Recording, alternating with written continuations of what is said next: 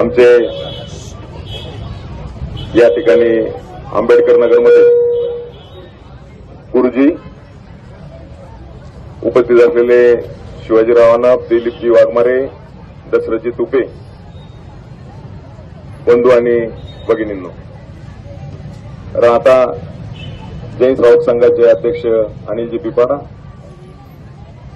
बंधूंनो, भगवान महावीरांची आज जी जयंती आहे त्या जयंतीच्या निमित्ताने मी भगवान महावीरांना कोटी कोटी वंदन करतो।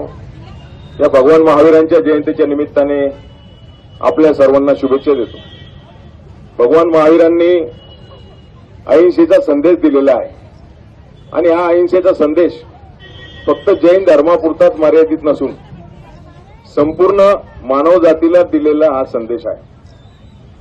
जगा आणि जगू द्या, प्राणी मात्रावर दया करा। भगवान महावीरांनी जे अनेक संदेश दिलेले आहे, त्यांनी जे दिलेले उपदेश आहे, त्या उपदेशाची अंमलबजावणी करणं खऱ्या अर्थाने महावीर जयंती साजरी करण्यासारखं होईल।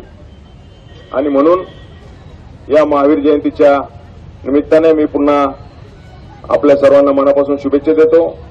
आज आमचे बंधू महावीरजी पिपाडा यांचाही जन्मदिवस आहे, त्यांनाही शुभेच्छा देतो।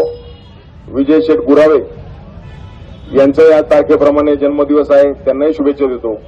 पुन्हा एकदा आपल्या सर्वांना भगवान महावीरांच्या जयंतीच्या निमित्ताने मनापासून शुभेच्छा देतो। भगवान महावीर यांची जयंती इथे उपस्थित असलेले सर्व सन्माननीय राहता शहराचे नागरिक, सर्व राहता शहराला मी सर्वप्रथम भगवान महावीर जयंतीच्या शुभेच्छा देतो।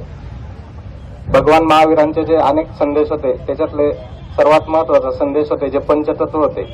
या पंचतत्वाचं सर्वांनी जर पालन केलं, आता आपले सन्माननीय राजेंद्रजी पिपाडा साहेबांनी सांगितलं त्याप्रमाणे जे पंचतत्व होते, जो संदेश होता तो काही फक्त एका विशिष्ट धर्मासाठी, समाजासाठी नसून तो पूर्ण मानव जातीच्या कल्याणासाठी होता।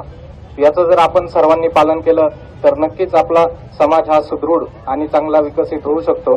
पर्यायाने आपल्या शहराची, राज्याची, देशाची पण अशीच उत्तरोत्तर प्रगती होत राहील। या निमित्ताने मी एवढाच संदेश देतो आणि थांबतो। धन्यवाद।